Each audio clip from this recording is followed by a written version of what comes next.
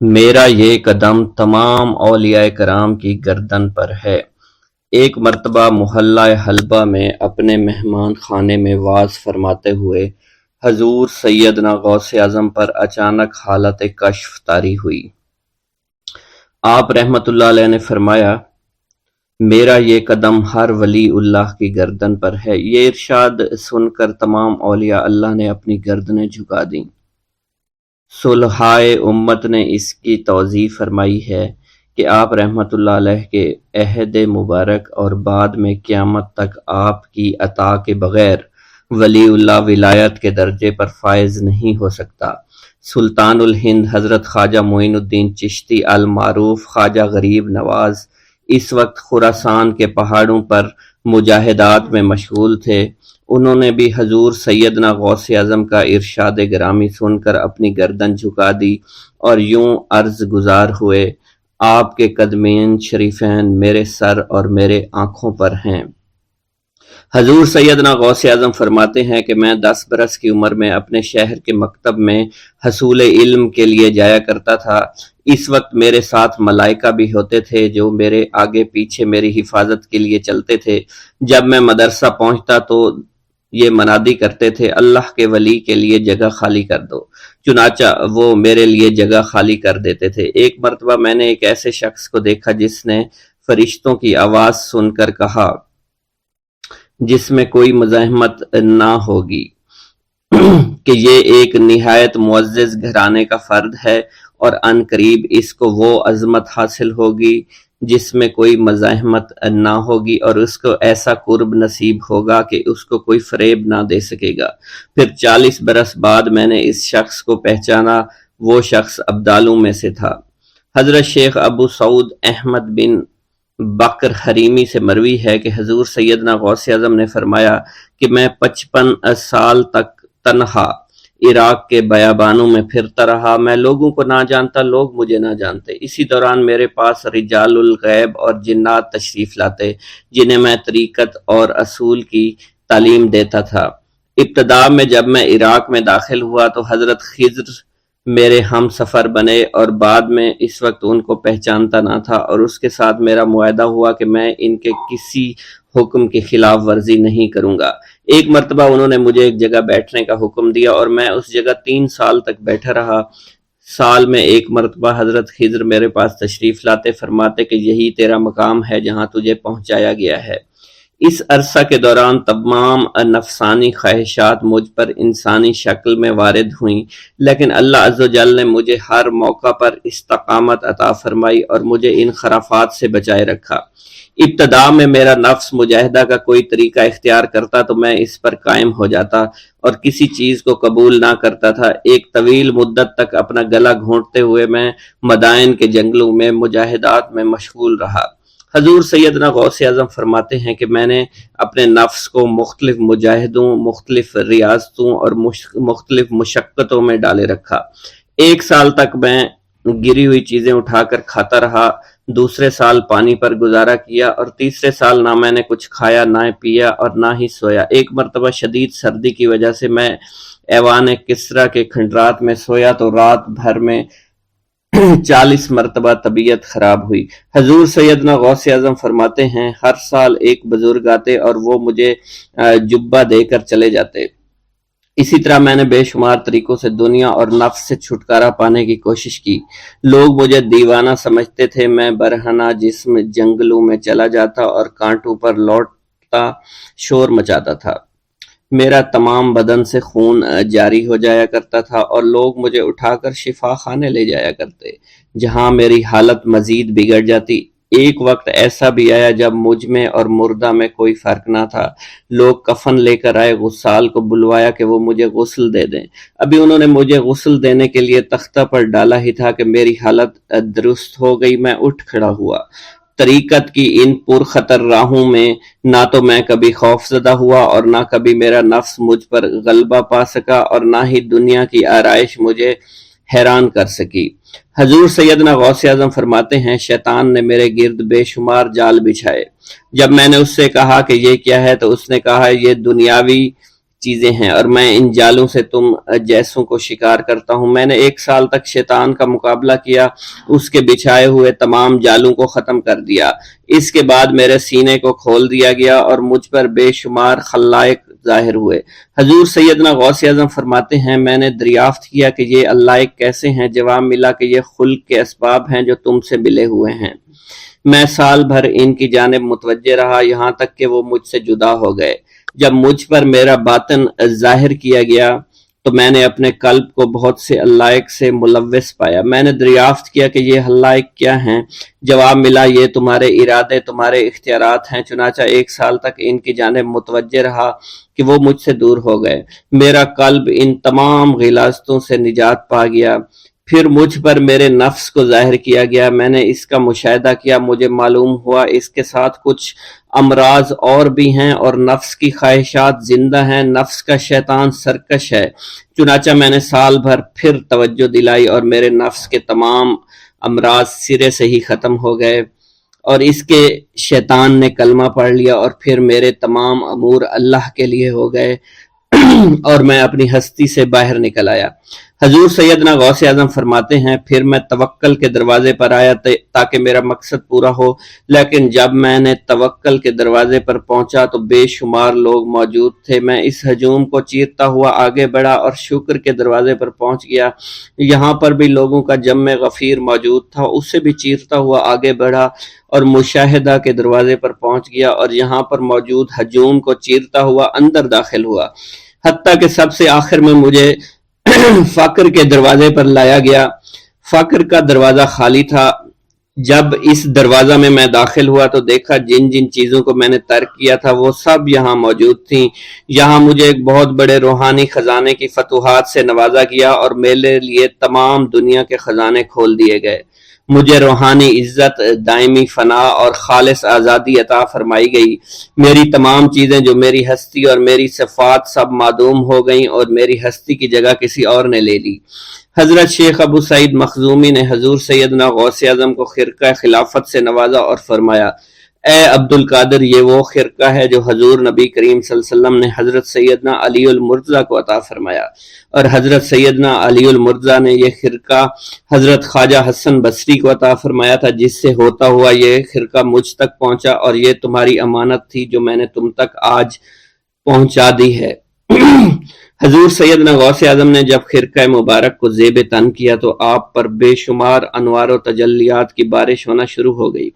حضور سیدنا غوث اعظم نے حضرت شیخ ابو سعید مخزومی کے مدرسہ میں تدریسی فرائض سر انجام دینا شروع کر دیے۔ آپ کے لیے فی الحال تدریسی مصروفیات کے علاوہ کوئی کام نہ تھا۔ آپ کی شبانہ روز کی محنت سے آپ کے نام کا شعرہ کچھ ہی دنوں میں سارے بغداد میں پھیل گیا۔ طلبہ دور دراز کے علاقوں سے علم کے حصول کے لیے آنے لگے۔ طلبہ کی تعداد جب مزید بڑھنا شروع ہو گئی تو ارد گرد کے کئی مکانات کو خرید کر مدرسہ میں داخل کر لیا گیا۔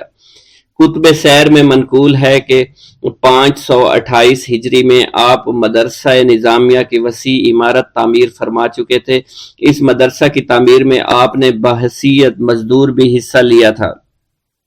حضرت شیخ ابو الخشاب سے مروی ہے کہ میں جوانی میں جب علم نحو پڑھ رہا تھا تو لوگوں نے مجھے حضور سیدنا غوث اعظم کے پاس جانے کا مشورہ دیا، اور اس کی وجہ سے مجھے بھی اشتیاق ہوا کہ میں آپ کا واز سنوں۔ ایک مرتبہ کچھ لوگوں کے ہمراہ آپ کی مجلس میں دوستوں کے ہمراہ حاضر ہوا۔ آپ نے میری جانب توجہ کرتے ہوئے فرمایا ہماری صحبت اختیار کر لو۔ چنانچہ میں نے آپ کے فرمان کے مطابق آپ کی صحبت کو اختیار کر لیا۔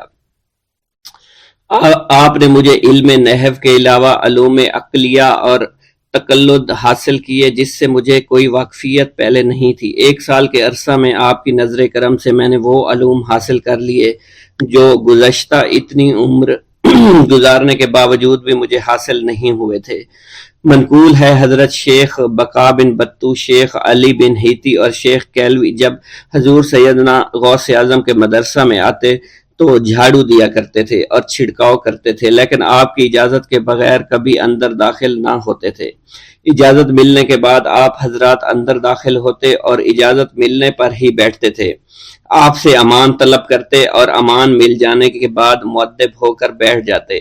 جس وقت آپ کہیں جانے کا ارادہ کرتے تو یہ حضرات سواری کے ہمراہ چلتے۔ آپ انہیں اس فعل سے منع فرمایا کرتے تھے اور کہتے تھے کہ ہمیں آپ کے ذریعے قرب الہی حاصل ہوا ہے۔ حضرت شیخ محمد قائل الادنیٰ سے مروی ہے کہ ایک مرتبہ حضور سیدنا غوث اعظم سے دریافت کیا گیا کہ آپ کی بزرگی اور عظمت کا راز کیا ہے؟ آپ نے فرمایا کہ میں کبھی جھوٹ نہیں بولتا اور کبھی کسی سے کذب بیانی نہیں کرتا۔ بسم اللہ الرحمن الرحیم۔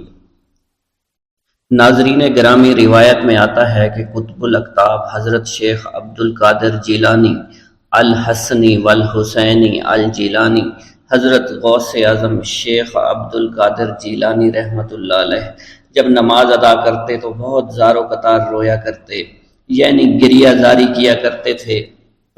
روتے روتے آپ کی ہچکی بن جایا کرتی تھی۔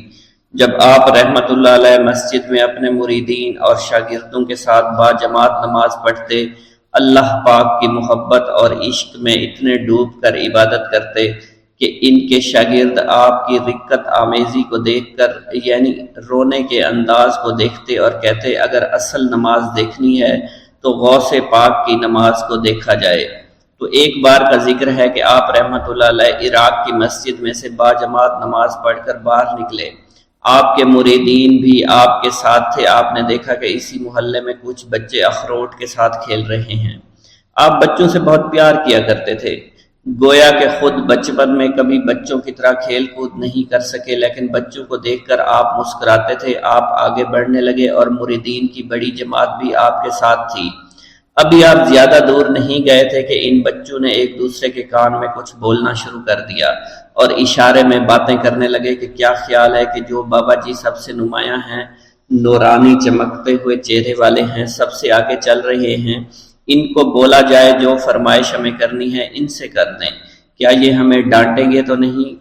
تو کچھ سمجھدار بچے ہم زبان ہوئے اور کہا نہیں نہیں، یہ جو بابا ہے نا بہت اچھے ہیں، ان سے جو کچھ کہو گے انہوں نے وہ ہماری بات پوری کرنی ہے، ہم ان سے ایک میٹھی اور لذیذ چیز آج منگواتے ہیں۔ تو ان میں سے ایک بچہ جو سب سے بڑا تھا پاس آیا اور کہا بابا میری بات سنیں۔ آپ نے بہت پیار اور شفقت سے اس کے سر پر ہاتھ رکھا اور کہا بیٹا کہو۔ اس نے کہا کہ میرا دل کر رہا ہے کہ میں آپ سے کچھ مانگوں۔ آپ نے فرمایا کہ کہو بیٹا کیا چاہتے ہو؟ وہ کہنے لگا کہ مجھے آپ اس فلاں جلیبی والے سے جلیبی لا کر دے سکتے ہیں، میرا کھانے کا بہت دل کر رہا ہے۔ میں چلا جاتا لیکن بابا میری باری آنے والی ہے، جب تک میں جلیبی لے کر وہاں آؤں گا میری باری چلی جائے گی۔ آپ رحمت اللہ علیہ کے وہاں کے مشہور بزرگ بڑے سردار لوگ ہیں، آپ کے خادمین آپ کے نوکر بننے کے لیے جان کی بازی لگانے کو تیار رہتے ہیں۔ ادھر وہ بچے آپ کے رتبے کو بھی دیکھ رہے تھے اور یہ بھی دیکھ رہے تھے کہ آپ کون سی شخصیت ہے، لیکن پھر بھی اتنے سارے لوگوں کو چھوڑ کر آپ سے وہ بچہ کہتا ہے کہ بابا مجھے جلیبی لا کر دے دیں۔ بابا جی نے کہا کہ ٹھیک ہے میں لا کر دے دیتا ہوں۔ آپ کا ایک مرید آپ کے پاس آیا اور کہا حضرت آپ کیوں اس بات پر توجہ دے رہے ہیں، آپ اس بچے کی فرمائش پر جلیبی لا رہے ہیں؟ حضرت آپ پر میری جان قربان ہو، میں اس بچے کو جلیبی لا کر دے دیتا ہوں۔ آپ رحمت اللہ علیہ نے اسے اپنے ہاتھ کے اشارے سے منع فرمایا اور کہا اس نے مجھ سے کہا ہے نا تو میں ہی اس کی خواہش کو پورا کروں گا۔ پھر آپ رحمت اللہ علیہ اس جلیبی والے کے پاس تشریف لے گئے اور جلیبی والا کچھ دیر پہلے اداس بیٹھا ہوا تھا۔ آپ رحمت اللہ علیہ اس کی دکان میں تشریف لے گئے تو وہ خوشی خوشی سے جھومنے لگا۔ آپ رحمت اللہ علیہ نے اس جلیبی والے سے جلیبی لی، اس نے خوشی خوشی آپ رحمت اللہ علیہ کے ہاتھوں میں جلیبی تھما دی۔ وہ آدمی لگ بھگ 70 سال کا تھا، اس بڑھاپے میں بھی وہ کام کرنے پر مجبور تھا۔ اس کی آنکھوں میں آپ رحمت اللہ علیہ کو دیکھ کر آنکھوں سے آنسو آ گئے۔ اس نے روتے ہوئے کہا اللہ کا لاکھ لاکھ شکر ہے، اس نے میری دعا سن لی۔ آپ نے میری دکان میں قدم رکھے تو کئی دنوں سے آپ کے انتظار میں یہاں بیٹھا ہوا تھا۔ میں جانتا تھا کہ آپ ضرور میری دکان پر تشریف لائیں گے۔ آپ رحمت اللہ علیہ نے فرمایا تمہیں کیسے پتا تھا کہ میں تمہاری دکان پر آؤں گا؟ وہ کہنے لگا کہ حضرت عرصہ ہوا ہے، کئی مہینوں سے میرا کاروبار نہیں چل رہا تھا، میرا کاروبار دن بدن ٹھپ ہوتا جا رہا تھا، فاقوں تک کی نوبت آ گئی تھی۔ مجھے اپنی فکر نہیں تھی لیکن اپنے چھوٹے چھوٹے بچوں کی تھی۔ اس بڑھاپے میں اللہ تعالیٰ نے اولاد تو دی لیکن ان کی ان کو پالنے کا کوئی بندوبست نہیں ہو رہا تھا۔ میں نے اپنی اس پریشانی کا ذکر کسی سے کیا تو اس نے کہا کہ عراق کے ایک شہر میں چلے جاؤ، وہاں پر کوئی ایک فقیر ہے، اس سے دعا کراؤ، وہ جس کے لیے دعا کرتے ہیں اس کا کام بن جاتا ہے۔ میں اتنا پریشان تھا کہ اس آدمی کے کہنے پر اس فقیر سے ملنے چلا گیا۔ اس کی تلاش کر کے میں نے اس سے کہا تم میرے لیے دعا کرو تاکہ میرے کاروبار میں ترقی ہو جائے اور میرے رزق میں برکت ہو جائے اور تنگ دستی دور ہو جائے تاکہ میں بیوی بچوں کا پیٹ پال سکوں۔ فقیر مجھے دیکھ کر کہنے لگا کہ تم پیران پیر غوث اعظم دستگیر رحمت اللہ علیہ کو نہیں جانتے؟ میں نے کہا میں نہیں جانتا۔ وہ کہنے لگا حیرت ہے کہ تمہیں یہ پتہ نہیں کہ تم ان کو جانتے ہی نہیں کہ ولیوں کے سردار ہیں۔ میں تو بہت چھوٹا سا فقیر ہوں، میری دعاؤں میں اتنا اثر نہیں کہ وہ غوث اعظم رحمت اللہ علیہ ہیں، جس کے لیے بھی دعا کریں اس کا بیڑا پار ہو جایا کرتا ہے، اور جب اس دور میں غوث پاک رحمت اللہ علیہ خود موجود ہے تو پھر ہمارا کیا مقام ہوگا ان کی دعا کے آگے؟ ہماری دعا کچھ بھی نہیں ہے۔ میں نے کہا اگر یہ بات ہے کہ آپ سے بڑا کوئی بزرگ ہے تو مجھے بتائیے کہ غوث پاک رحمت اللہ علیہ مجھے کہاں ملیں گے اور میں کہاں جاؤں ان سے ملنے کے لیے؟ وہ کہنے لگا کہ وہ جیلان میں ہیں، تم ادھر جاؤ، ہماری کیا جرت کہ آپ کے لیے دعا کریں۔ آپ رحمت اللہ علیہ جس کے لیے بھی دعا فرماتے ہیں اس کا بیڑا پار ہو جاتا ہے اور اس کو کہیں بول جانے کی ضرورت نہیں ہوتی۔ حضور جب اس فقیر نے مجھے یہ بات کہی تو فوراً جیلان شریف میں آ گیا اور یہاں پر میں نے آپ کی تلاش شروع کی۔ آج دیکھیے آپ خود بخود میری دکان پر تشریف لائے ہیں۔ اب دیکھیے کہ آپ کے آنے سے کیسا نور میری دکان میں آ گیا ہے۔ حضور میرے حق میں دعا فرما دیجئے، اللہ پاک میری زندگی کو آسانیاں عطا فرمائے، مجھے اپنی بیوی اور بچوں کی بہت فکر ہے۔ آپ رحمت اللہ علیہ نے فرمایا پریشان ہونے کی ضرورت نہیں، اللہ تعالیٰ سب معاملات ٹھیک فرما دے گا۔ یہ کہہ کر آپ تشریف لے گئے، اس بچے کے پاس آئے اور اس کے ہاتھ میں جلیبی تھما دی۔ ابھی وہاں سے جانے والے تھے، دوسرا بچہ آیا، اس نے کہا کہ بابا آپ نے اس سے تو جلیبی لا کر دی ہے، مجھے بھی لا کر دیں۔ آپ نے اس سے بھی تسلی دی اور کہا میں تمہیں بھی جلیبی لا کر دے دیتا ہوں بیٹا۔ یہ دیکھ کر مریدین بہت غصہ ہونے لگے اور کہا کہ حضور ہم اس بچے کو جلیبی لا کر دے دیتے ہیں، آپ کیوں زحمت کرتے ہیں؟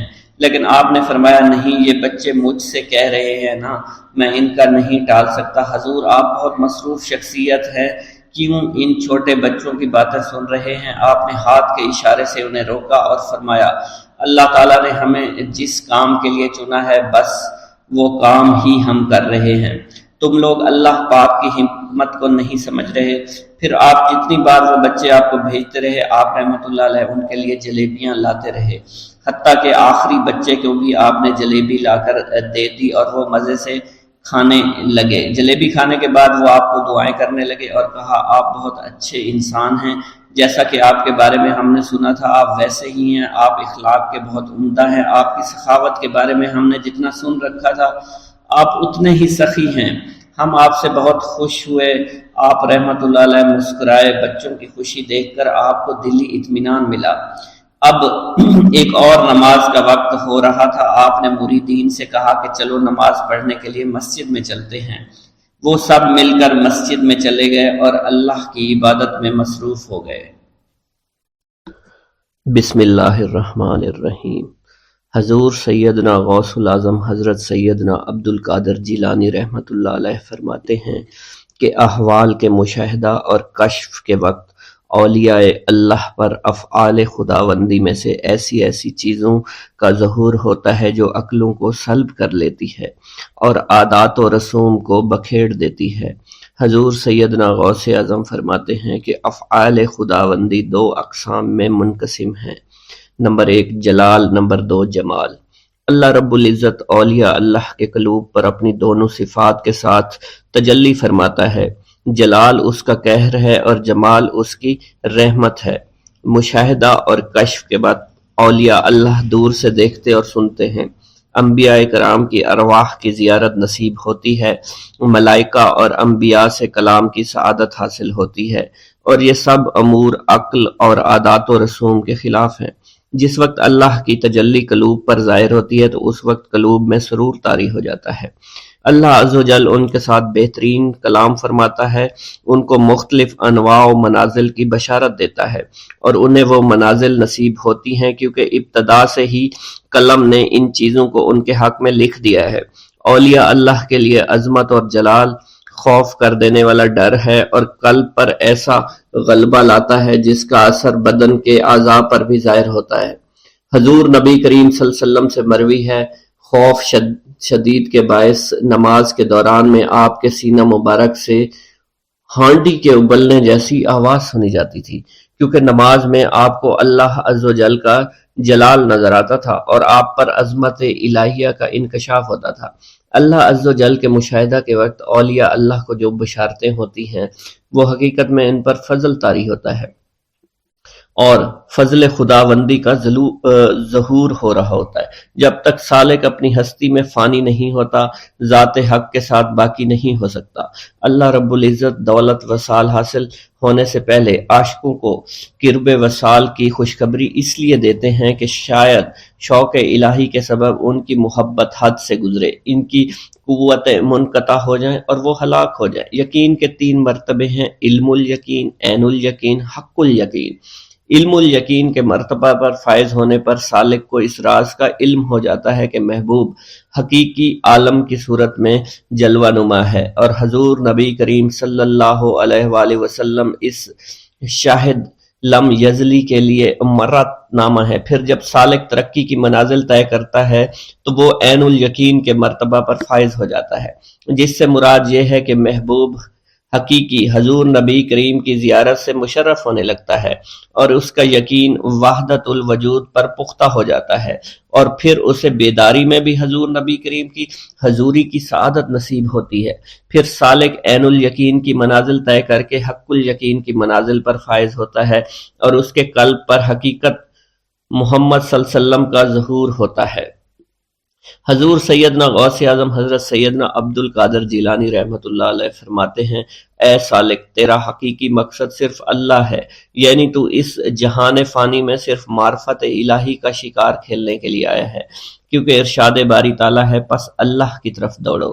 سالک کے لیے اس کا مقصود نہ آخرت ہے نہ دنیا، بلکہ اس کا مقصود صرف اور صرف اللہ عز و جل ہے اور نفس ہے، یعنی سالک اور اللہ کے درمیان حجاب نفس ہے۔ نفس سے مراد نفسانی خواہش ہیں، اور جب انسان اللہ عز و جل اور حضور نبی کریم کی اطاعت چھوڑ کر دنیاوی لذات شہوات میں مشغول ہو جاتا ہے تو اللہ عز و جل اس سے دور ہو جاتے ہیں۔ انسان 2 چیزوں کا مجموعہ ہے، بدن اور روح۔ اگر نفس کو غذا دی جائے تو بدن موٹا ہو جاتا ہے اور روح لاغر ہو جاتی ہے، اگر روح کو غذا دی جائے اور نفس کے ساتھ مجاہدہ کیا جائے تو اس سے روح موٹی تازی ہو جاتی ہے اور جسم لاغر ہو جاتا ہے۔ ارشاد باری تعالیٰ ہے، میں نے جن و انس کو اپنی عبادت کے لیے پیدا کیا ہے تاکہ وہ مجھے پہچانے۔ نفس اللہ کی ضد ہے اور اس کا دشمن ہے، یعنی وہ شخص جو اپنی نفسانی خواہش کی پیروی کرتا ہے وہ اللہ کے حکم کی عدولی کر رہا ہوتا ہے۔ ایک مرتبہ دریائے دجلہ میں سیلاب آ گیا۔ دریا کی طغیانی کی شدت کی وجہ سے لوگ پریشان حالت میں حضور سیدنا غوث اعظم شیخ سید عبد القادر جیلانی رحمۃ اللہ علیہ کی خدمت میں حاضر ہوئے۔ آپ نے اپنا عصائے مبارک پکڑا ہوا تھا اور دریائے دجلہ کے کنارے پہنچ کر عصائے مبارک کو زمین میں گاڑ دیا اور فرمایا، اے دریا بس رک جا۔ آپ کا فرمانا تھا کہ دریا کی طغیانی کم ہو گئی۔ حضرت شیخ عبد الجبائی سے منقول ہے، میری ملاقات ہمدان میں ایک شخص طریف سے ہوئی۔ یہ شخص دمشق کا رہائشی تھا۔ اس نے مجھے بتایا دوران سفر میری ملاقات بشر المفرزی سے ہوئی جو 14 اونٹوں پر شکر لادے ہوئے تھے۔ انہوں نے مجھے بتایا کہ دوران سفر میرا گزر ایک جنگل سے ہوا، رات کا وقت تھا، میرے پاس 4 اونٹ اس جنگل میں گم ہو گئے۔ میں نے ان کو بہت تلاش کیا لیکن کامیاب نہ ہوا، یہاں تک کہ صبح ہو گئی۔ میں نے پریشانی کے عالم میں حضور سیدنا غوث الاعظم حضرت سیدنا عبد القادر جیلانی کو پکارا، کیونکہ آپ نے دوران واز ایک مرتبہ فرمایا تھا کہ جب بھی کوئی مشکل درپیش ہو تو مجھے پکارو۔ چنانچہ میں آپ کو پکارنے لگا۔ اس دوران مجھے ایک ٹیلے پر ایک شخص دکھائی دیا جس نے سفید لباس زیب تن کر رکھا تھا۔ اس شخص نے مجھے ہاتھ سے ایک جانب اشارہ کیا۔ جب میں ٹیلے کے نزدیک پہنچا تو وہ شخص غائب ہو چکا تھا۔ جب میں نے اس شخص کی بتائی ہوئی سمت میں نظر دوڑائی تو مجھے اپنے چاروں اونٹ ماں سامان کے نظر آ گئے، جنہیں میں ہانک کر لے آیا۔ گرا ہے بلاؤں میں بندہ تمہارا، مدد کے لیے آؤ یا غوث اعظم۔ مریدوں کو خطرہ نہیں بحر غم سے، کہ بیڑے کے ہیں ناخدا غوث اعظم۔ حضور سیدنا غوث اعظم شیخ عبد القادر جیلانی کی ایک عورت مرید تھی، جس پر ایک فاسق بدبخت عاشق ہو گیا۔ ایک دن وہ عورت رفع حاجت کے لیے نزدیک پہاڑ کے غار میں گئی تو اس فاسق بدبخت کو خبر ہو گئی۔ اس بدبخت نے غار میں جا کر عورت کو پکڑ لیا اور عزت لوٹنے کی کوشش کرنے لگا۔ اس عورت نے بآواز بلند شیخ عبد القادر جیلانی کو مدد کے لیے پکارا۔ آپ اس وقت مدرسہ میں وضو فرما رہے تھے۔ آپ نے اپنی کھڑاؤں کو اس غار کی سمت میں پھینکا۔ وہ کھڑائیں اس فاسق کے سر پر لگنا شروع ہو گئیں، جس سے وہ بدبخت ہلاک ہو گیا۔ وہ عورت آپ کی کھڑائیں لے کر آپ کی خدمت میں حاضر ہوئی اور حاضرین محفل کے سامنے سارا ماجرا بیان کر دیا۔ ایک گاؤں کے بارے میں کہا جاتا تھا کہ جہاں قدرت کی بے پناہ نعمتیں تھیں، اللہ پاک نے وہاں کے لوگوں کو مالا مال کیا ہوا تھا۔ ایسی نعمتیں کہ جن نعمتوں کو دیکھ کر انسان اکثر مغرور ہو جایا کرتے ہیں، مگر وہاں پر کچھ مسلمان تھے، اور سب سے بڑی اور بری بات یہ تھی کہ وہاں کے تمام لوگ کافر تھے۔ وہ کفار اپنی دولت پر بہت فخر کیا کرتے تھے، کیونکہ ان میں ہر ایک انسان بہت دولت مند تھا۔ ہر ایک کے پاس بے بہا پیسے تھے، کسی کو پیسوں کی کمی نہیں تھی۔ وہاں کے سردار کی ایک اکلوتی بیٹی تھی جس کو سردار بے پناہ پیار کرتا تھا۔ اس سردار کی بیٹی بے پناہ مغرور، ظالم، گھمنڈی تھی۔ وہاں پر غریب لوگ صرف مسلمان ہی تھے، تمام کافر ایک دوسرے کی مدد کیا کرتے تھے، لیکن مسلمانوں کی مدد کرنے والا وہاں پر کوئی نہ تھا۔ وہاں پر انہیں کوئی دیکھنے والا نہ تھا۔ سردار کی بیٹی کو کالے جادو میں خوب مہارت حاصل تھی، اور وہ جادو کی وجہ سے وہاں پر رہنے والے غریبوں پر بہت ظلم کیا کرتی تھی۔ تمام مسلمان اس سے بے حد پریشان تھے، اور وہ لوگوں کو غلام بناتی اور مزدور بناتی تھی۔ اگر ان میں کوئی اس کی بات نہ مانتا تو اس کو قیدی بنا کر اپنے اشاروں پر نچایا کرتی تھی۔ اس بستی میں چونکہ اکا دکا مسلمان تھے جن کا کوئی پرسان حال نہیں تھا، کوئی بھی ان کو بچانے والا نہیں تھا۔ جب وہ سردار کی بیٹی کے ظلم حد سے بڑھ گئے تو مسلمانوں میں سے ایک بوڑھے شخص نے اللہ کے حضور گڑ گڑا کر دعائیں کی، اے اللہ، ہمارے چند نسلیں جو یہاں پر بچی ہوئی ہیں، ان نسلوں کو تو بچا لے۔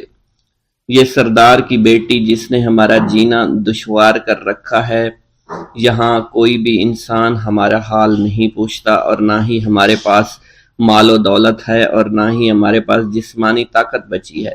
یا اللہ، ہمارے لیے کوئی ایسا بندہ بھیج جو نہ صرف طاقتور ہو بلکہ اس جادوگرنی یعنی سردار کی بیٹی کو بھی ہرا سکے۔ اللہ رب العزت نے اس بوڑھے کی دعا کو قبول فرمایا، اور یوں اس جگہ پر ایک اللہ والے کو بھیج دیا۔ اور وہ اللہ والے ایسے ہی بستی میں داخل نہیں ہوئے، بلکہ ایک دن کچھ عجیب واقعہ ہوا۔ ان کافروں کا سردار جنگل میں سیر سپاٹے کرتے ہوئے نکلا تھا، بڑی شان سے چلتا ہوا وہ سفر کر رہا تھا۔ اچانک ایک زہریلا سانپ اس کے سامنے آیا۔ اس زہریلے سانپ نے بادشاہ کو ڈس لیا، اور وہ بے ہوش ہو کر زمین پر گر پڑا اور تڑپنے لگا۔ اس کے جو ساتھی تھے انہوں نے جب اپنے سردار کو یوں تڑپتا ہوا دیکھا اور سردار کی غیر حالت دیکھی تو کہ جسے ایک زہریلے سانپ نے کاٹ لیا ہے، تو وہ فوراً اسے اٹھا کر گھر لے آئے تاکہ اسے بچانے کے لیے کچھ کیا جا سکے۔ اس لڑکی نے اپنے باپ کی جب یہ حالت دیکھی تو اپنے آس پاس کے بڑے بڑے حکیموں کو بلایا، لیکن عجیب بات یہ تھی کہ لاکھ کوشش کے باوجود زہر نکالنے میں سارے ناکام ہو رہے تھے، اور زہر تیزی کے ساتھ اس کے جسم میں پھیلتا چلا جا رہا تھا۔ لیکن اسی وقت وہاں ایک درویش کی آمد ہوئی، ایک اللہ والے آئے، ان اللہ پاک نے اس مقصد کے تحت وہاں بھیجا تھا۔ اس اللہ کے ولی نے سردار کے گھر پر پہنچ کر دروازے کو کھٹکھٹایا۔ نوکروں نے پوچھا کون ہو، کس سے ملنا ہے؟ اس نے کہا میں نے سنا ہے کہ یہاں کے سردار کو سانپ نے ڈس لیا ہے۔ نوکر کہنے لگے کہ تمہیں کیسے پتا چلا کہ یہاں کے سردار کو سانپ نے ڈس لیا ہے؟ تم تو ہمیں اجنبی لگتے ہو، ہم نے تمہیں آج تک یہاں نہیں دیکھا ہے۔ اس نے کہا میں مسافر ہوں اور مجھے خبر ملی ہے کہ یہاں کے سردار کو ایک زہریلے سانپ نے ڈس لیا ہے اور کوئی بھی اس کا علاج نہیں کر پا رہا۔ نوکروں نے کہا تم کون ہو؟ اللہ والے نے کہا میں حکیم ہوں اور میں ان کے علاج کی غرض سے یہاں آیا ہوں۔ وہ نوکر اللہ والے کی حالت دیکھ کر ہنسنے لگے کیونکہ آپ نے پھٹے پرانے کپڑے پہن رکھے تھے اور دیکھنے سے بہت غریب معلوم ہوتے تھے۔ وہ نوکر کہنے لگے کہ اتنے بڑے سردار کا علاج کرو گے؟ ارے یہاں تو اس کے پاس بڑے بڑے حکیم بلائے گئے ہیں، ہمارے سردار کے پاس پیسوں کی کوئی کمی نہیں ہے، اور وہ تم جیسے غریب سے بھلا کیوں علاج کروائیں گے؟ درویش نے کہا اگر تم چاہتے ہو تمہارے سردار کی جان بچ جائے پھر مجھے اندر جانے دو۔ غلام کہنے لگا ٹھیک ہے ہم اندر جا کر اجازت لے کر آتے ہیں۔ نوکر اندر گئے، سردار کی بیٹی سے کہا ایک غریب آیا ہے، کپڑوں سے فقیر معلوم ہوتا ہے لیکن کہتا ہے میں سردار کا علاج کر سکتا ہوں اور میں سردار کا علاج کروں گا۔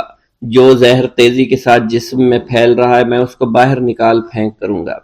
اس کی بیٹی کہنے لگی ٹھیک ہے بلا لو۔ جب وہ اللہ والے اس کے گھر کے اندر گئے تو دیکھا سردار تڑپ رہا تھا، ٹانگ کو بار بار بستر پر پٹخ رہا تھا۔ اللہ والے نے اس کے پیر کی طرف دیکھا جہاں سانپ نے اس کو کاٹا تھا، اسی جگہ اللہ والے نے تھوک دیا، فوراً وہاں سے بھاگ گئے۔ اس کے سارے سپاہی اس کی بیٹی دیکھ کر حیران رہ گئے کہ یہ بھلا کون سا دیوانہ ہے، کمرے میں آیا، علاج کی بجائے اسی جگہ پر تھوک دیا جہاں صرف کاٹا تھا اور بھاگ بھی گیا، اس کو کوئی گرفتار نہیں کر سکا۔ سردار کی بیٹی غصے میں تل ملا اٹھی کہ اس نے جو گستاخی کی ہے اس کی کوئی بات نہیں، تھوک کو میں صاف کروا دوں گی، مگر اس کو تو میں ابھی گرفتار کرواتی ہوں۔ اور اس نے اپنے سردار کے ایک نوکر سے کہا کہ اس تھوک کو صاف کرو۔ اس نوکر نے تھوک کو صاف کرنے کی بجائے اس کو اچھی طرح سے ٹانگ پر مل دیا۔ لڑکی نے کہا کیا کر رہے ہو؟ اس فقیر نے میرے باپ کی ٹانگ پر تھوک دیا، اب اس تھوک کو تم مل رہے ہو؟ حکیم نے اپنے ہاتھ کے اشارے سے سردار کے بیٹے کو روک دیا۔ جیسے اس تھوک کو سردار کی ٹانگ پر ملا گیا فوراً سارا زہر ختم ہو گیا۔ جو ٹانگ کٹنے کے قابل تھی وہ ٹانگ بالکل ٹھیک ہو چکی تھی، جو نیلی پڑ چکی تھی اب اصلی حالت میں آہستہ آہستہ واپس آ رہی تھی۔ اور جب وہ قبیلے کا سردار بالکل ٹھیک ہو گیا، ہوش میں آ گیا تو حیران رہ گیا۔ اسے بتایا کہ فقیر بابا کے تھوک کی وجہ سے آپ ٹھیک ہوئے ہیں۔ اس نے کہا وہ بزرگ تو ہمارے لیے مسیحا ہے، تم لوگوں نے انہیں جانے کیوں دیا؟ انہیں میرے پاس لے کر آؤ، انہوں نے ہم پر بہت بڑا احسان کیا ہے، ہم اس کے احسان کا بدلہ ضرور چکائیں گے۔ اس کی بیٹی جو خاموشی سے باپ کو دیکھ رہی تھی اس نے کچھ بھی نہ کہا۔ گاؤں کے سردار کے کہنے پر سارے سپاہی اللہ والے کو ڈھونڈنے کے لیے نکل گئے۔ وہ چاروں طرف پھیل گئے لیکن کہیں بھی اللہ والے کا پتہ نہیں چل رہا تھا۔ پھر جب سپاہی تلاش کرتے کرتے جنگل میں داخل ہوئے، وہاں ایک درخت کے نیچے ایک آدمی کو عبادت کرتے ہوئے دیکھا۔ وہ غور سے اس کو دیکھ رہے تھے اور کہہ رہے تھے یہ کس طرح کی عبادت کر رہے ہیں؟ ہم لوگ تو اپنے بتوں کے آگے ہاتھ جوڑتے ہیں، یہ نہ جانے کس کو سجدہ کر رہے ہیں۔ خیر، عبادت کے فوراً بعد اللہ والے کو پکڑ لیا، گاؤں کے سردار کے سامنے پیش کیا۔ وہ کہنے لگا آپ کون ہیں اور کہاں سے آئے ہیں؟ سب سے پہلے تو میں گستاخی کی معافی چاہتا ہوں، میرے لوگوں نے آپ کے ساتھ بڑی بدتمیزی کی، لیکن آپ کی وجہ سے آج میں زندہ ہوں۔ ہم گناہ گاروں کی وجہ سے آپ جیسے لوگوں کو بہت تکلیف ہوئی ہے، اس لیے میں معذرت چاہتا ہوں۔ آپ سے درخواست کرتا ہوں کہ آپ میری طرف سے یہ قیمتی لباس یعنی کپڑے اور عربی گھوڑا قبول کیجئے۔ اللہ والوں نے اس کی طرف مسکرا کر دیکھا اور کہا یہ گھوڑا، یہ لباس بہت قیمتی ہے، مگر یہ لباس پہن کر اس گھوڑے کے لیے گھاس کاٹوں گا تو کیا اچھا لگوں گا؟ سردار نے کہا فکر نہ کریں، گھوڑے کے ساتھ ساتھ ہم آپ کو نوکر بھی دیں گے۔ اللہ والے نے کہا کہ اتنی مال و دولت اور نوکروں کے ساتھ میں اکیلا رہوں گا؟ گاؤں کا سردار بولا حضور آپ کی یہ بات سن کر میں سوچ میں گم ہو گیا ہوں، لیکن یہ میری بیٹی آپ کے سامنے حاضر ہے۔ بیٹی حیرت سے اپنے باپ کو دیکھ رہی تھی کہ میرا باپ اب کیا کہنے والا ہے۔ سردار نے کہا میری بیٹی جسے آپ نے دیکھ لیا ہے اس کی شادی میں آپ سے کر دوں گا، مگر ایک شرط ہے کہ آپ کو اپنے مذہب کو چھوڑنا پڑے گا۔ میرے سپاہیوں نے آپ کو عبادت کرتے ہوئے دیکھا ہے، جہاں تک ہمارے معمولات ہیں ہم بتوں کے آگے سجدہ کرتے ہیں اور ان کی عبادت کرتے ہیں، اور آپ جس کے آگے سجدہ کرتے ہیں وہ اللہ ہے، یعنی آپ مسلمان ہیں، اس لیے آپ کو اپنا مذہب چھوڑنا پڑے گا۔ کیا آپ ایسا کر سکتے ہیں؟ اللہ والے نے کہا کہ مجھے ایک بات بتائیے، آپ سب کچھ دیکھ رہے ہیں، آپ نے مجھے یہ بھی دعا دی کہ میری اولادیں ہوں اور آپ کی نسل آپ کی بیٹی سے چلے گی۔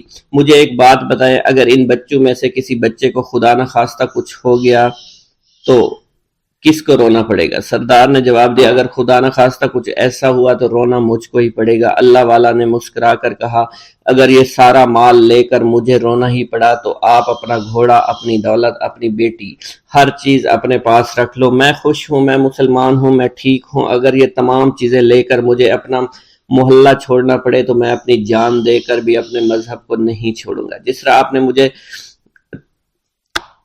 مجھے نوازا ہے، میں اسی رب کے دین کو چھوڑ کر چلا جاؤں گا۔ صرف چند پیسوں کی خاطر میں ہر دن پیسہ نہیں کر سکتا، اور اپنی درویشی میں بہت خوش ہوں۔ اللہ نے مجھے جس مقصد کے لیے بھیجا تھا وہ میرا مقصد پورا ہو جائے گا۔ گاؤں کے سردار نے پوچھا، یہ کہہ کر وہ اللہ والے جانے لگے تو سردار نے درویش کو رک جانے کا کہا اور کہنے لگے، میں نے مال دے کر تمہیں آزمایا اور تمہیں پرکھا، لیکن تم اپنے مذہب کو چھوڑنے پر راضی نہیں ہو۔ اگر تم یہی سب کرنے آئے تھے تو تمہیں اس بات کا ڈر نہیں؟ کیا تم نہیں جانتے ہم کتنے طاقتور ہیں، اور میری بیٹی اپنے عمل میں اتنی ماہر ہے کہ تمہیں یہاں کھڑے کھڑے ابھی جنگلی جانور بنا سکتی ہے۔ اللہ والے نے کہا کہ اس نے جنگلی جانور کمزور لوگوں کو بنایا ہوگا، یہ مجھے جانور بنا کر تو دکھائے۔ اس سے پہلے کہ گاؤں کا سردار اپنی بیٹی سے کچھ کہتا کہ اس پر وار کرو، اللہ والے نے جادوگرنی پر ایسی پھونک ماری کہ وہ اسی وقت ایک بہت بڑی چھپکلی بن گئی۔ وہ کچھ بھی نہیں کر پا رہی تھی، وہ چھپکلی اتنی بڑی تھی کہ وہاں پر جتنے بھی انسان کھڑے تھے ان سب میں سب سے زیادہ اونچا اس کا قد تھا۔ وہ چھپکلی اللہ والے کے پاس آئی، اپنا زہر اس پر اگلنا چاہتی تھی کہ اسی وقت اس نے اس کے منہ پر تھوک دیا۔ تھوکنے کی دیر تھی، وہ چھپکلی جلنے لگی اور جس سے گرمی کی وجہ سے اس کا چہرہ پگھل رہا تھا، اس کا چہرہ جل کر کالا ہو چکا تھا۔ وہ مرنے والی تھی کہ سردار دوڑتا ہوا قدموں میں آ کر گر پڑا اور معافی مانگنے لگا اور کہنے لگا، حضور اس گستاخی کے لیے میں معذرت خواہ ہوں، آپ مجھے معاف کر دو، میں نے سچ میں آپ کو بہت کمزور سمجھا تھا، آپ کو آپ کا مذہب سے ہٹانا چاہا تھا۔ اگر میری بیٹی ٹھیک ہو جائے تو میں سچ کہتا ہوں یہاں پر جتنے لوگ ہیں ہم پوری کی پوری بستی مسلمان ہو جائیں گے۔ اللہ والے نے کہا کہ ہم تمہیں اپنے دین میں شامل کرنے کے لیے یہ سب نہیں کر رہے، بلکہ تم لوگ مسلمان بھائیوں پر جو ظلم کرتے ہو وہ ظلم کو ختم کرنے کے لیے ہم یہاں آئے ہیں۔ ہمارے دین میں جبر اور ظلم نہیں۔ اگر تمہارے بیٹی سے انسان بن کر سدھر جاتی ہے تو اس کو اس کی اصلی حالت میں لانے کے لیے میں خود کو اللہ کی بارگاہ میں پیش کروں گا اور دعا کروں گا۔ سردار کہنے لگا کہ ہاں میری بیٹی اصلی حالت میں اگر آ جائے تو پھر ہم کسی پر ظلم و ستم نہیں کریں گے، اور میں دل سے اپنی بیٹی کے لیے معافی چاہتا ہوں۔ آج سے یہ کوئی بھی جادو ٹونا اور مسلمانوں کو تنگ نہیں کرے گی اور نہ ہی کسی مسلمان پر یہ ظلم اور جبر کرے گی، بس آپ اسے دوبارہ سے انسان بنا دے۔ اللہ والا نے چھپکلی پر دوبارہ سے پھونک ماری تو پھر سے انسان بن گئی اور اللہ والے کے قدموں سے وہ لپٹ گئی، کہنے لگی، مجھے معاف کر دیجئے، مجھے معاف کر دیجئے، میں نے اپنے آپ کو بہت طاقتور سمجھا۔ اس لڑکی کا آدھا چہرہ جل چکا تھا اور کالا ہو چکا تھا۔ وہ کہنے لگی کہ آج اپنے باپ کے ساتھ میں آپ کے دست مبارک پر مسلمان ہونا چاہتی ہوں۔ میں وعدہ کرتی ہوں کہ آج سے اس بستی پر کوئی بھی کافر کسی مسلمان کے ساتھ بدتمیزی نہیں کرے گا، زیادتی نہیں کرے گا، ظلم اور جبر نہیں کرے گا، بلکہ ہم سب یہاں مل جل کر رہیں گے اور بھائی چارے کے ساتھ رہیں گے۔ ہم سب مسلمان ہو جائیں گے اور پھر یوں اللہ والے کے ہاتھوں پوری بستی کا سردار اور اس کی بیٹی نے اسلام قبول کر لیا، اور سردار نے اللہ والے سے اپنی بیٹی کا نکاح کر دیا، اور پھر اس بستی میں ہمیشہ کے لیے امن و امان قائم ہو گیا۔ بسم اللہ الرحمن الرحیم۔ منقول ہے کہ حضور سیدنا غوث اعظم کے زمانہ میں ایک مقرب کی ولایت سلب کر لی گئی۔ سب چھوٹے بڑے اس کو حقارت کی نگاہ سے دیکھنے لگے۔ اس نے 360 اولیاء اللہ سے التجا کی کہ وہ اس کے حق میں دعا فرمائیں، لیکن اس کا نام لوح محفوظ پر اشتیاق کی فہرست میں لکھ دیا گیا۔ ان اولیاء اللہ نے اس کو بتایا کہ تم کامیاب نہیں ہوں گے۔ اس کے چہرے کا رنگ سیاہ پڑ گیا۔ اس شخص نے حضور سیدنا غوث اعظم شیخ عبد القادر جیلانی کی خدمت میں حاضر ہو کر دعا کی درخواست کی۔ آپ نے فرمایا تم اللہ عز و جل کی بارگاہ میں مردود ہو گئے ہو، مگر میں تمہیں اللہ کے اذن میں مقبول بنا سکتا ہوں۔ پھر حضور سیدنا غوث اعظم نے اس کے لیے بارگاہ الہی میں دعا فرمائی تو غیب سے ندا آئی، کیا تمہیں معلوم ہے کہ تم سے پہلے بھی 360 اولیاء اللہ اس کے لیے سفارش کر چکے ہیں، لیکن اس کا نام لوح محفوظ پر اشتیاق کی فہرست میں لکھا جا چکا ہے۔ یا الہی تو مردود کو مقبول، مقبول کو مردود بنانے پر قادر ہے۔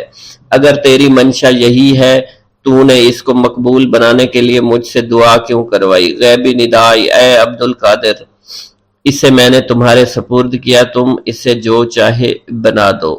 چنانچہ آپ کی دعا سے وہ پھر سے بارگاہ الہی میں مقبول ہو گیا۔ حضرت شیخ ابو صالح سے منقول ہے، حضرت شیخ ابو مدین مغربی نے مجھے حضور سیدنا غوث اعظم شیخ عبد القادر جیلانی کی خدمت میں بغداد فقر کی تعلیم کے لیے بھیجا۔ آپ نے مجھے 20 دن تک اپنے خلوت خانہ کے دروازہ پر بٹھائے رکھا اور 20 روز گزرنے کے بعد مجھے قبلہ رو ہونے کا حکم دیا گیا۔ جب میں قبلہ رو ہو گیا آپ نے فرمایا اے ابو صالح اس طرف دیکھو۔ چنانچہ میں نے اس جانب دیکھا تو آپ نے فرمایا کیا دیکھ رہے ہو؟ میں نے عرض کیا بیت اللہ شریف میری نگاہوں کے سامنے ہے۔ آپ نے مجھے حکم دیا کہ اب مغرب کی سمت دیکھو۔ میں نے اپنا چہرہ مغرب کی جانب کیا تو آپ نے فرمایا کہ اب کیا دیکھ رہے ہو؟ میں نے عرض کیا کہ میں اپنے مرشد پاک حضرت ابو مدین کو دیکھ رہا ہوں۔ ایک مرتبہ سنان نامی عیسائی پادری نے حضور سیدنا غوث اعظم کی محفل میں حاضر ہو کر سلام عرض کیا۔ حاضرین کھڑے ہو کر بیان دیا کہ میں یمن کا رہنے والا ہوں، میں نے ارادہ کیا کہ میں اسلام قبول کروں گا۔ اسی دوران میرے دل میں خیال پیدا ہوا میں اس دور کی سب سے بہترین شخصیت کے دست مبارک پر کلمہ پڑھوں۔ اسی سوچ کے دوران مجھے نیند آ گئی۔ خواب میں مجھے حضور سیدنا عیسیٰ کی زیارت نصیب ہوئی۔ آپ علیہ السلام نے مجھ سے ارشاد فرمایا بغداد چلے جاؤ، شیخ عبد القادر کے دست حق پر اسلام قبول کرو، کیونکہ اس وقت وہ روئے زمین پر تمام لوگوں میں افضل اور اعلیٰ ہیں۔ حضرت شیخ عمر الحکیمانی سے منقول ہے، ایک مرتبہ حضور سیدنا غوث اعظم کی خدمت میں 13 لوگ دائرہ اسلام میں داخل ہونے کے لیے حاضر ہوئے۔ ان لوگوں نے بیان کیا کہ ہم عرب کے عیسائی ہیں اور ہم نے کلمہ پڑھنے کا ارادہ کر لیا ہے۔ ابھی یہ سوچ ہی رہے تھے کہ کس مرد کامل کے دست حق پر کلمہ پڑھیں گے، ہمیں ہاتف غیب سے آواز سنائی دی کہ بغداد جا کر شیخ عبد القادر جیلانی کے دست مبارک پر کلمہ پڑھو۔ حضرت شیخ زین الدین ابو الحسن علی بن ابی طاہر سے مروی ہے، فرماتے ہیں میں نے حضور سیدنا غوث اعظم سے علم حاصل کیا۔ اللہ عز و جل نے مجھے 1 سال میں اتنا علم دیا کہ دوسروں کو وہ علم 20 سال میں بھی نصیب نہ ہوا ہوگا۔ میں نے آپ سے مصر جانے کی اجازت طلب کی۔ آپ نے فرمایا تو دمشق پہنچ کر غازیوں کو مصر میں داخل ہونے کے لیے تیار پائے گا تاکہ اس پر قبضہ ہو جائے، مگر ان سے کہنا کہ وہ ہرگز کامیاب نہ ہوں گے، ہاں دوسری مرتبہ وہ کامیاب ہو جائیں گے۔ حضرت شیخ زین الدین فرماتے ہیں جب میں دمشق پہنچا میں نے وہی حال پایا جو آپ نے بیان فرمایا تھا۔ میں نے ان سے کہا تو وہیں نہ رکے۔ جب میں مصر پہنچا تو میں نے خلیفہ کو ان کو مقابلے کے لیے تیار پایا۔ میں نے خلیفہ سے کہا گھبراؤ نہیں، کامیاب ہو جاؤ گے۔ وہ فرماتے ہیں خلیفہ نے مجھے اپنا ندیم خاص مقرر فرمایا اور اپنے ہر راز سے مجھے واقفیت دے دی۔ پھر دوسری مرتبہ غازی آئے، انہوں نے مصر پر قبضہ کر لیا۔ مجھے حضور سیدنا غوث کے قول کے مطابق ہر ایک سے 1.5 لاکھ دینار ملے۔ مجھے مصر میں ہر خاص و عام میں مقبولیت حاصل ہوئی اور بے شمار لوگ میرے واس سے مستفید ہونے لگے۔ حضرت شیخ ابو الخیر سے منقول ہے، فرماتے ہیں میں شیخ ابو محمد حسن، شیخ ابو قاسم، شیخ ابو حفظ کی خدمت میں حاضر ہوئے۔ آپ نے فرمایا تم سب اپنی اپنی حاجات بیان کرو، میں انشاءاللہ تمہاری حاجات پوری کروں گا۔ شیخ ابو سعید نے کہا کہ میں ترک دنیا اختیار کرنا چاہتا ہوں۔ شیخ ابن قائد وانی نے کہا کہ مجھے مجاہدے کی قوت عطا کر دیجئے۔ شیخ بزاز نے کہا خوف الہی چاہتا ہوں۔ شیخ فارسی نے کہا اللہ کے ساتھ میرا ایک حال ہے جسے میں کھو بیٹھا ہوں، چاہتا ہوں میرا وہ حال لوٹ آئے۔ شیخ جمیل نے کہا میں حفظ کرنا چاہتا ہوں۔ شیخ عمر نے کہا میں علم کی زیادتی چاہتا ہوں۔ شیخ خلیل نے کہا میں چاہتا ہوں مجھے موت نہ آئے، یہاں تک کہ مجھے مقام قطبیت پر فائز کیا جائے۔ شیخ ابو البرکات نے کہا کہ میں محبت الہی میں استغراق چاہتا ہوں۔ شیخ ابو عبداللہ نے کہا کہ میں نائب وزیر بننا چاہتا ہوں۔ شیخ ابو مفتوح نے کہا کہ میں خلیفہ کے گھر کا استاد بننا چاہتا ہوں۔ حضرت شیخ ابو الخیر فرماتے ہیں حضور سیدنا غوث اعظم نے فرمایا انشاءاللہ تم سب کی حاجات جلد پوری ہوں گی۔ چنانچہ آپ کا قول پورا ہوا اور تمام لوگوں کی حاجات پوری ہوئیں ماں سوائے شیخ خلیل کے، کیونکہ حضرت شیخ خلیل نے قطبیت مانگی تھی جس کا وقت ابھی نہیں آیا تھا۔ حضرت ابو السعد عبداللہ سے مروی ہے کہ میری کنواری بیٹی فاطمہ گھر کی چھت پر چڑھی تو اسے کوئی چیز اٹھا کر لے گئی۔ اس وقت میری بیٹی کی عمر 16 برس تھی۔ میں حضور سیدنا غوث اعظم شیخ عبد القادر جیلانی کی خدمت میں حاضر ہوا اور سارا ماجرا ان کے گوش گزار کر دیا۔ آپ نے فرمایا تم آج رات کو کرخ کے ویرانے میں جاؤ اور تل خمس 5واں ٹیلا کے پاس جا کر بیٹھ جاؤ اور اپنے ارد گرد دائرہ کھینچ لو۔ دائرہ کھینچتے وقت بسم اللہ علی نیت عبد القادر کے الفاظ پڑھنا۔ جب رات بڑھے گی جنوں کے گروہ مختلف شکلوں میں تیرے نزدیک سے گزریں گے، تم انہیں دیکھ کر خوف زدہ مت ہونا۔ جب صبح ہو جائے گی تو جنوں کا بادشاہ جماعت کے ہمراہ گزرے گا، وہ تجھ سے تیری حاجت پوچھے گا، تو اسے بتانا عبد القادر نے بھیجا ہے اور میری حاجت یہ ہے۔ ابو سعید فرماتے ہیں میں نے حکم کی تعمیل کی، آپ کے فرمان کے مطابق ڈراؤنی شکلوں والے لوگ گزرے مگر دائرہ کے نزدیک کوئی نہ آ سکا، یہاں تک کہ صبح جنوں کا بادشاہ گھوڑے پر سوار ہو کر آیا۔ اس کے ساتھ ایک کثیر جماعت بھی تھی۔ اس نے مجھ سے کہا میری حاجت پوچھی۔ میں نے اسے حضور سیدنا غوث اعظم کا پیغام پہنچاتے ہوئے کہا اور اپنی حاجت بیان کی۔ میری بات سن کر وہ بادشاہ گھوڑے سے اترا، زمین کو بوسہ دیتے ہوئے دائرہ کے کنارے بیٹھ گیا۔ بادشاہ کے بیٹھتے ہوئی جماعت بھی بیٹھ گئی۔ پھر بادشاہ نے اپنی جماعت کے کچھ لوگوں کو حکم دیا جاؤ جس نے یہ کام کیا ہے اسے میرے پاس لے کر آؤ۔ چنانچہ وہ لوگ ایک سرکش جن کو پکڑ لائے جس کے ساتھ میری بیٹی بھی تھی۔ جنوں کے بادشاہ سے کہا گیا کہ یہ ملک چین کے سرکش جنوں میں سے ہے۔ بادشاہ نے اس جن کو مخاطب کرتے ہوئے کہا کہ تمہیں قطب وقت کے قدموں کے نیچے سے لڑکی اٹھانے کی جرت کیوں کر پیش ہوئی؟ اس سرکش جن نے کہا کہ میں اس لڑکی پر عاشق ہو گیا تھا۔ بادشاہ جن نے اس سرکش جن کو سر قلم کرنے کا حکم دیا اور میری بیٹی مجھے واپس لوٹا دی۔ میں نے بادشاہ جن سے کہا کہ تم نے حضور سیدنا غوث اعظم کا حکم بجا لانے میں کوئی کسر نہ چھوڑی۔ بادشاہ جن نے کہا کہ وہ گھر بیٹھے ہم جیسے سرکشوں کو دیکھ لیتے ہیں، خواہ کتنی ہی دور کیوں نہ بیٹھے ہوں۔ جب اللہ عز و جل کوئی قطب مقرر کرتا ہے تو اسے جن و انس پر قدرت عطا فرما دیتا ہے۔ تفریح الخاطر میں منقول ہے حضور سیدنا غوث اعظم کے وصال کے بعد ایک شخص جو کہ عرصہ دراز سے مرشد کامل کی تلاش میں تھا اور وہ آپ کا شورا سننے کے بعد آپ کی خدمت میں بغداد شریف پہنچا۔ جب اس شخص کو معلوم ہوا کہ آپ وصال فرما گئے ہیں تو وہ آپ کی قبر مبارک پر حاضر ہوا اور آداب زیارت بجا لایا۔ آپ اپنی قبر مبارک سے باہر تشریف لائے، اس کا ہاتھ پکڑ کر اسے سلسلہ عالیہ قادریہ میں بیعت فرما دیا اور اس کی جانب خصوصی توجہ فرمائی۔ حضرت ابو بکر ارکیمی فرماتے ہیں میں ابتدائی عمر میں شتربانی کا کام کیا کرتا تھا۔ ایک مرتبہ مجھے ایک شخص کے ساتھ حج کرنے کا اتفاق ہوا۔ اس شخص کو یہ خطرہ لاحق ہوا کہ وہ عنقریب مر جائے گا۔ اس نے مجھے ایک چادر اور 10 دینار دیے اور فرمایا یہ میری امانت، تم بغداد شریف واپس جا کر حضور سیدنا غوث اعظم شیخ عبد القادر جیلانی رحمۃ اللہ علیہ کی خدمت میں پیش کر دینا۔